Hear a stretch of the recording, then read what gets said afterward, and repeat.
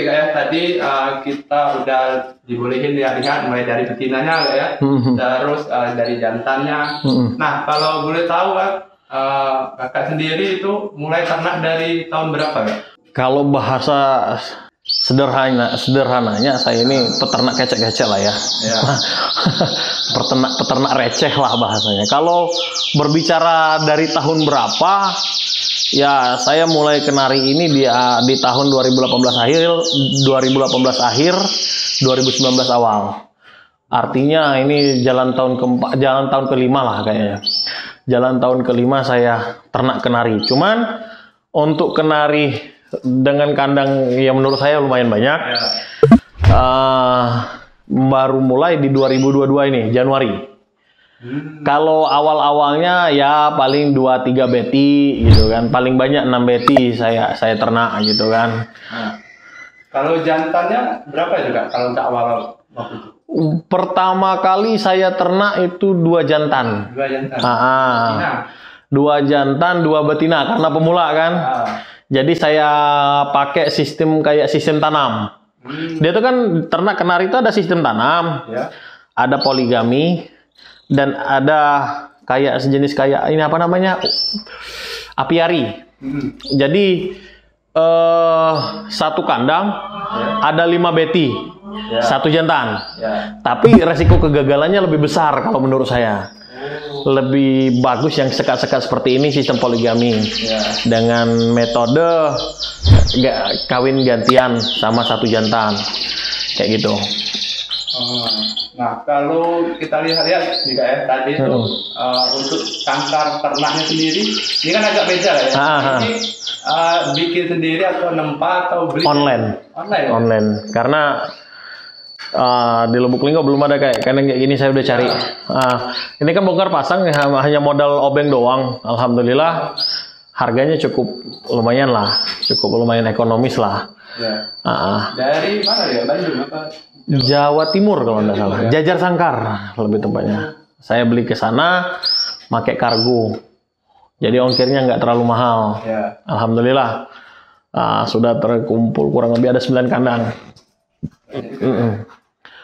Nah kalau ini kan ternak kenari ya, nah, pasti beda untuk si pejantannya dulu ya. Nah itu kan kalau untuk lapangan itu settingannya beda. Nah kalau untuk ternak sendiri itu gimana? Nah jadi di sini sebenarnya persamaannya sama-sama pencinta kenari, pencinta kicau kenari. Hanya saja settingan breeding sama settingan penggantang itu beda. Kalau penggantang itu kan dia pengen mengeluarkan suara kicauan terbaik. Tapi kicauan terbaik dan durasi. Ngedur ya. Tapi kalau breeding itu pengen lihat jantannya seberapa bagus ngawin. Kenari seberapa berkualitas sperma jantan. Karena itu sangat berpengaruh dengan keberhasilan ternak kenari. Karena kebanyakan case di lapangan seperti yang awal saya ceritakan tadi, banyak jantan yang zong, ngawin, nelor tapi telurnya zong, nggak ngisi, kosong. Kebanyakan seperti itu. Nah, jadi kami sebagai breeder ini ya otomatis yang kami lihat bukan durasi kicaunya. Yang penting dia bisa ngawin atau enggak, dia sehat atau enggak, dan spermanya berkualitas atau enggak untuk betina-betina kenari. Kayak gitu. Nah kalau kita sebagai misalnya pemula ya, nah itu kita bisa lihat pejantannya itu bagus untuk ternak itu gimana? Dari pen. Yang pertama dari pen. Maka kebanyakan bakulers itu kan jual, pasti dibilang spesifikasinya salah satunya pen Arab gitu kan. Besar merah gitu kan. Itu kan indikasinya salah satu kenapa itu bisa besar karena dia birahi. Satu lagi beda penggantang sama breeding. Penggantang dia selalu ingin menurunkan birahi atau dengan kata lain birahinya biar stabil. Tapi kalau kami sebagai breeder biar kami lebih pengen lihat kenarinya yang birahi. Jantannya tetap birahi kayak gitu kan. Jantannya tetap birahi. Kayak gitu. Jadi Supaya kenapa tetap birahi? Supaya dia selalu siap dikawinkan dengan beti manapun kayak gitu. Asal betinya memang sudah pada usianya, umurnya untuk dikawinkan. Nah, kayak gitu. Nah, kalau untuk si betinanya sendiri Kak, itu gimana untuk rawatan hariannya? Nah, rawatan harian kalau saya pribadi sebagai peternak pemula ya, pakannya untuk proses penjodohan sama proses pengawinan itu pakan tinggi. Kalau kami main pakan racikan sendiri ya gitu kan. Dulu saya sering pakai Kabayan Kenari. Saya sebutin merek nggak apa-apa ya. Saya pakai Kabayan Kenari gitu kan. Untuk apa? Supaya birahinya naik. EF-nya apa? EF-nya telur. Nah, telur ini jangan salah. Telur ini kadang kata orang kan, wah nanti kalau dikasih telur dia ngelemak segala macam. Bisa ngelemak kalau dikasih tiap hari dengan porsi yang banyak. Tapi kalau porsinya tertakar dan dalam 1 minggu itu bisa 2-3 kali, kalau saya pribadi ya, insya Allah birahi dan nggak ngelemak. Tergantung, ada yang jemur, ada yang tidak jemur. Kalau saya pribadi saya jemur untuk menyeimbangkan. Jangan sampai kenarinya nggak dijemur sama sekali, kayak gitu. Jadi kalau perawatannya memang kalau si betina pakan tinggi. Tapi kalau sudah kepantau nelor, nelor ya minimal sampai nelor 3, pakan tingginya stop. Kasih pakan polosan. Ya, kayak kenari seed, biji sawi, Niger seed. Cukup itu aja. Nah, supaya apa? Supaya dia tidak birahi. Jadi dia fokus untuk angrem. Karena kan dia ini ada proses angrem kurang lebih 14-16 hari. Ada proses loloh. Proses loloh ini yang biasanya kenari beti itu suka tidak terkontrol birahinya. Rata-rata usia anak baru 10 hari itu sudah birahi lagi. Nah, ini kalau kita tidak cepat tanggap, resiko kematian pada cindil itu besar sekali. Karena dia mau nelor lagi, otomatis tempat angremnya beti itu dipakai untuk nelor. Jadi case yang sering mati ini ketindih sama indukan, terus bulu-bulu anaknya dicabutin. Nah, satu lagi, beti ini mempunyai karakter beda-beda. Apalagi kalau dalam hal kayak nyusun sarang. Ada yang nyusun sarangnya dari koran, suka cobekin kertas. Ada yang medianya dari tisu yang kita siapin. Kayak beberapa YouTuber udah disiapin, dicapit kan. Ada yang dari tisu. Ada lagi yang dari apa namanya itu kapas. Kayak gitu. Macam-macam. Makanya kalau kami sebagai breeding ini kami lihat dulu kenari ini, beti ini maunya apa. Kalau saya pribadi seperti itu, maka kayak saya sediain media angremnya, tempat angremnya mulai dari serat nanas sudah saya siapin. Terus ada serat goni, terus ada lagi kayak anyaman yang sudah terbentuk supaya meminimalisir kalau misalnya kotor bisa diganti gitu. Kurang lebih seperti itu. Nah, ini kan tadi udah bahas tentang apa tadi? Lolo, terus angrem. Ya, angrem. Nah, itu ada nggak yang sudah Kak temui dari permasalahan fase itu? Angrem. Wah, sudah. Nah, itu apa aja Kak? Boleh diceritain? Sudah, sangat sudah. Tadi kan sudah saya jelasin bahwasanya beti itu mempunyai karakter yang berbeda-beda. Karakter yang berbeda-beda. Jadi, pernah saya nemuin kasus, misal kayak gini nih. Ini pernah kasusnya udah nelor 1, terus besok harusnya kan kalendernya itu kan 1 hari 1 telur.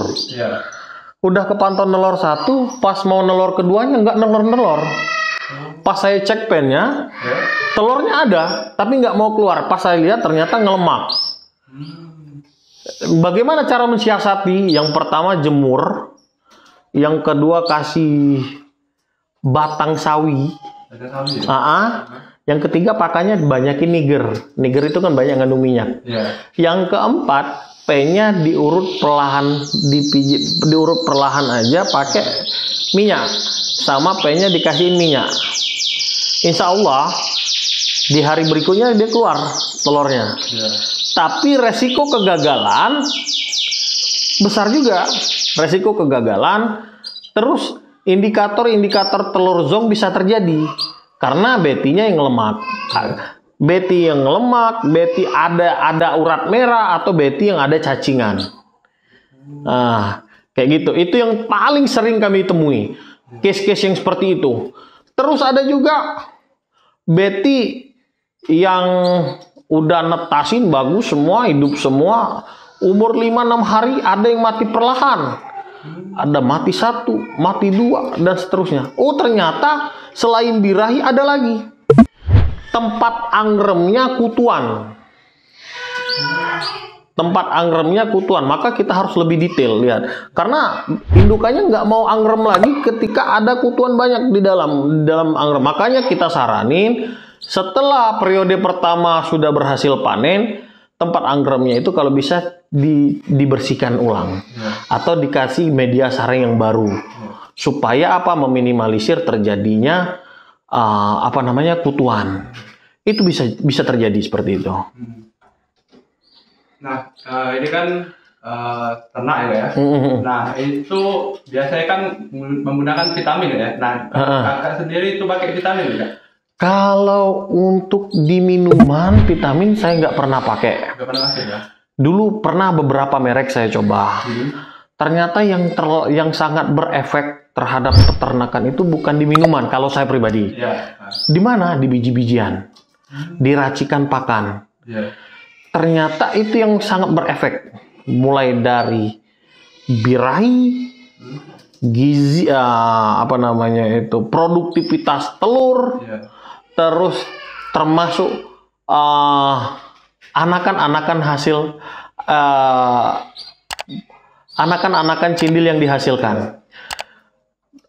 Jadi yang menurut saya sangat berefek itu vitaminnya itu yaitu tadi di pakan-pakan racikan. Kalau kami pribadi ya kami pakai racikan peternak-peternak sendiri, bukan pakai pakan merek yang sudah dicetak sama pabrik. Karena yang pertama, kenapa kami pakai racikan kawan-kawan peternak? Yang pertama, racikan itu dibikin baru. Jadi istilah katanya memang masih fresh, masih bagus. Kalau pakan racikan dari pabrik itu kan diproduksi secara massal, dan kita nggak tahu itu udah berapa lama. Udah ada di gudang. Tapi saya tidak mengatakan itu jelek. Setiap produk yang sudah lulus, apalagi sudah ada izin dan lain sebagainya, otomatis itu bagus. Tapi saya merekomendasikan pakan racikan yang baru diracik. Ya, ibarat kita sebagai manusia, otomatis kita mau cari makanan yang baru. Kira-kira seperti itu.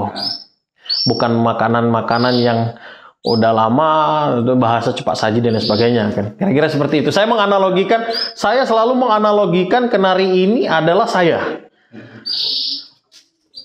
Kenapa saya seperti itu? Supaya saya bisa merasakan apa yang mereka rasakan.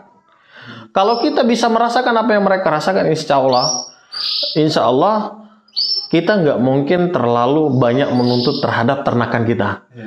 Yang penting dia bisa hidup dulu, dia bisa sehat, dia bisa nyaman dulu. Ya intinya proses, nggak mungkin mengkhianati hasil kayak gitu kan.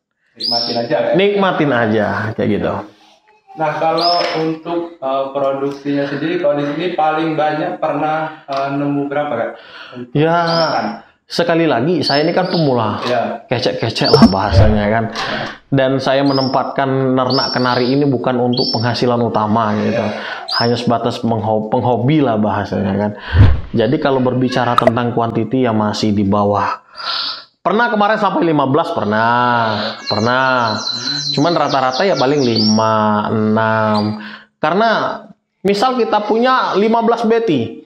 Pertanyaannya apakah semuanya berjalan? Tentu enggak. Kadang ada yang jantannya kecapean. Jantannya mabung. Ada yang dari 15 itu 5 diantaranya yang mabung. Ada yang 5 diantaranya ngelemak. Ada juga yang jalan kayak gitu. Jadi kalau mau berbicara tentang perbandingan, kalau mau banyak anakan, otomatis kita harus banyak beti. Ya. Mengiringi. Jadi ibarat kata kalau misalnya betinya 50, bisa kita cetakan anakan minimal per bulan 50 ekor. Kan ini kan biasa panen kan. Nah itu hasilnya itu kakak jual untuk orang lokal sini atau dari luar juga? Sebagian besar lokal, sebagian besar lokal. Tapi ada juga teman-teman gitu kan yang luar kota gitu kan, kirim dong hu, ya udah kita kirim. Bisa. Kalau dari luar kota mau bantu-bantu kirim? Bisa. Amanah ya? Amanah, sangat amanah. Sampai di rumah ya? Iya, karena menurut kami sebagai breeder itu cuan itu nomor sekian. Yang pertama itu silaturahmi dan relasi, gitu. Ya kalau orang tahu kualitas nanti ya bakal balik lagi. Pasti. Dan mereka pasti ngomong ini, beli di sana aja enak, beli di sana aja enak. Dan itu terbukti dan saya sudah merasakan hasilnya, kayak gitu. Nah terakhir nih kak ya, ada nggak kak untuk pesan-pesan untuk teman-teman atau yang baru atau yang pingin nih ternak seperti kakak, ada nggak pesan-pesannya? Ya pesan kesannya kayak gini loh. Kalau teman-teman pengen belajar ternak, jangan banyakin amunisi dulu, banyakin ilmunya dulu. Banyakin ilmunya dulu, rajin-rajin bertanya, tempatkan dulu bahwasanya ternak kenari ini adalah bagian dari hobi, bukan bagian dari skala usaha. Karena yang ada hanya kecewa. Ketika kita sudah nikmat, sudah tahu karakter kenari, sudah bisa menghasilkan, baru kita bisa upgrade. Itu yang pertama. Yang kedua, pesannya jangan tertipu masalah seri. Sering terjadi mereka tertipu masalah seri. Kita harus tahu dulu bagan silangan itu banyak sekali, kita cari di Google itu banyak sekali. Misal seri AF, seri lokal, seri F1, kita harus tahu silangan. Seri real itu bukan ditentukan dari postur, tapi dari silangan. Nah, silangan ini kita dapatkan dari mana? Dari breeding, dari breedernya. Jadi bahaya juga kalau misalnya breedernya nggak jujur. Oh ini F1, ini AF, padahal itu lokal. Makanya seri itu ditentukan dari silangan. Jadi kita tahu. Kalau masalah postur itu tergantung silangan, kayak gitu. Nah kalau teman-teman pengen main di sini, itu alamatnya di mana ya? Alamat di sini agak kurang jelas juga, tapi saya jelasin.